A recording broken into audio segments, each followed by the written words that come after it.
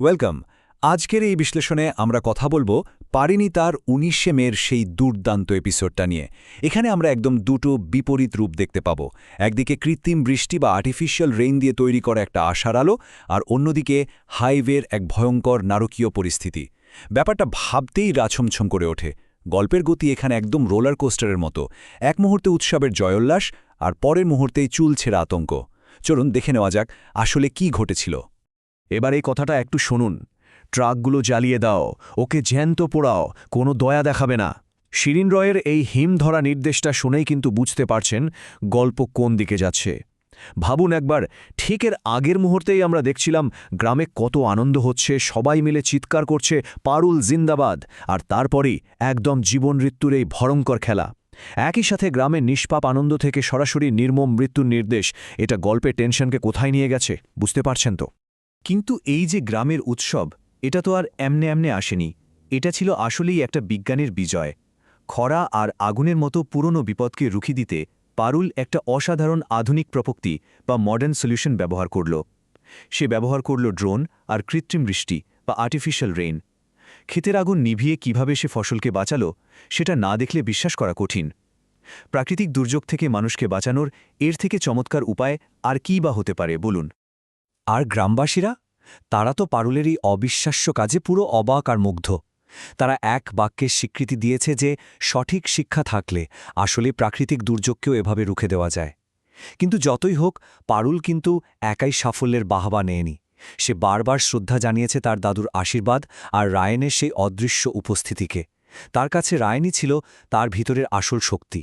এটাই আমাদের চোখে আঙুল দিয়ে দেখিয়ে দেয় যে পরিবার আর সম্প্রদায়ের ভালোবাসা পাশে থাকলে যে কোনো অসাধককেও সাধন করা সম্ভব। তবে এই সাফল্য কিন্তু শুধু আবেগের ছিল না, এর পিছনে একটা বিশাল অর্থনৈতিক দিকও রয়েছে। স্ট্যানফোর্ডের সেই বড় অর্ডার থেকে পাওয়া ৫০% অ্যাডভান্স টাকা আসলে সরাসরি পৌঁছে গিয়েছে ওই গ্রামের খেতে খাওয়া মানুষগুলোর কাছে। পারুল নিজেই এই অ্যাডভান্স টাকা গ্রামবাসীদের মাঝে বিলিত করেছে। ভাবুন তো তাদের কথা, এক মুহূর্তে তাদের সব অর্থনৈতিক হতাশা কেটে গিয়ে ঘরে এলো অনাবিল আনন্দ। এই সফল ফসল এদের মুখে যে হাসি ফুটিয়েছে, সেটা এক বিশাল উৎসবে রূপ নিয়েছে।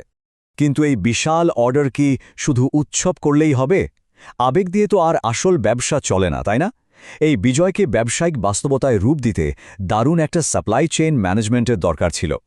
শহর থেকে ফসল কাটার বড় বড় মেশিন ভাড়া করা, ফসলগুলো ৫টি বিশাল ট্রাকে লোড করা, আর প্রচণ্ড গরমের হাত থেকে বাঁচাতে রাতারাতি তা কলকাতার গোদাউনে পাঠিয়ে দেওয়া, বাব্বা, সব মিলিয়ে এটা ছিল এক অভূতপূর্ব চ্যালেঞ্জ।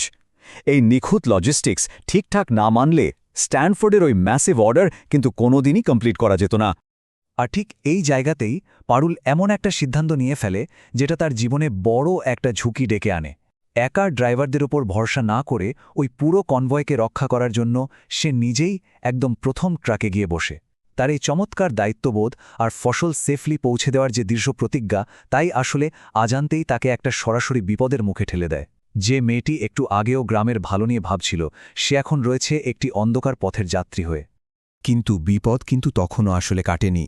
আমি তোকে এত সহজে জিততে দেব না। শিরিনের এই চিন্তা থেকেই তো শুরু হয়ে গেল ষড়যন্ত্রের আর এক নায়া চক্রান্ত।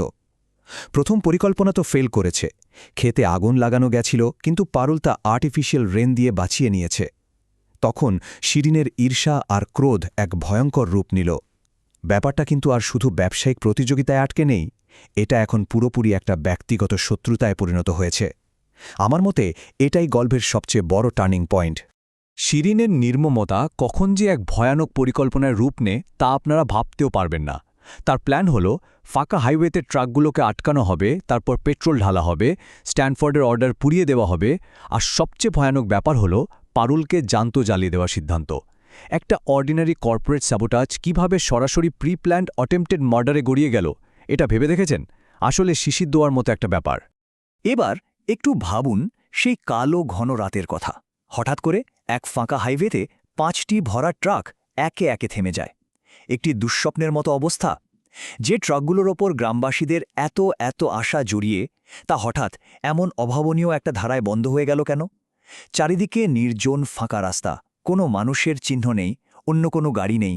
তখন শুধু ভয় আর বুক ধকধক করা ছাড়া সত্যি আর কোনো উপায় থাকে না। ঠিক সেই মুহূর্তে বোঝা যায় আসল ঘটনা। গাড়িগুলোকে চারিদিক থেকে সশস্ত্র গুন্ডারা ঘিরে ফেলেছে। ড্রাইভারদের ধমকি দিয়ে রাস্তা থেকে সরিয়ে দেওয়া হচ্ছে। একদম পারুলের চোখের সামনে জানালার কাঁচ ভেঙে ফাঁস করা হচ্ছে ওই ভয়ঙ্কর চক্রান্ত। স্ট্যানফোর্ডের সব অর্ডার পুড়িয়ে ছাই করে দেওয়া হবে। ওসায় পারুলের থেকে তার সমস্ত ক্ষমতা, অতুলনীয় শ্রম এক নিমেষে কেড়ে নেওয়ার এদের এই নির্মম প্লট আমাদের সবাইকে টেনশনের একেবারে চরম শিখরে পৌঁছে দেয়। আমরা যদি একটু পিছনে ফিরে তাকাই, দুটি বিপরীত ধারার চিত্র এখন একদম পরিষ্কার। একদিকে সেই উৎসব মুখর গ্রাম, যেখানে ছিল মানুষের ভালোবাসা, রায়নের স্মৃতি আর সেই জীবনদায়ে বৃষ্টে। আর অন্যদিকে বর্তমান রিয়ালিটি, একটা অন্ধকার হাইওয়ে, অস্ত্র হাতের গুন্ডা আর ভয়ঙ্কর একাকিত্ব। জল থেকে আগুন, উৎসব থেকে আতঙ্ক, এটা আমাদের সবাইকে একটি অবিশ্বাস্য ইমোশনাল রোলের কোস্টারে বসিয়ে দেয়, যা এই পুরো বিশ্লেষণের মূল কথা। এখন সবচেয়ে বড় প্রশ্ন হল, কোনোরকম টেকনোলজি বা তার আপন গ্রামের মানুষজন ছাড়া এই নির্জন রাস্তায় পারুলকে এখন কে বাঁচাবে? যে মেয়েটি একটু আগে একা হাতে তার গ্রামকে বাঁচালো, এই ফাঁকা হাইওয়েতে এত গুন্ডা আর আগুনের সামনে একা দাঁড়িয়ে সে কী করবে? তার সমস্ত বিনিয়োগ, অতুলনীয় শ্রম আর তার নিজের জীবন কি আজ রাত্রেই ছাই হয়ে যাবে? এই উত্তেজনা নিয়েই আমাদের আজকের এই আলোচনা এখানেই শেষ করছি। আপনারা কি ভাবছেন, পারুল কি নিজেকে বাঁচাতে পারবে?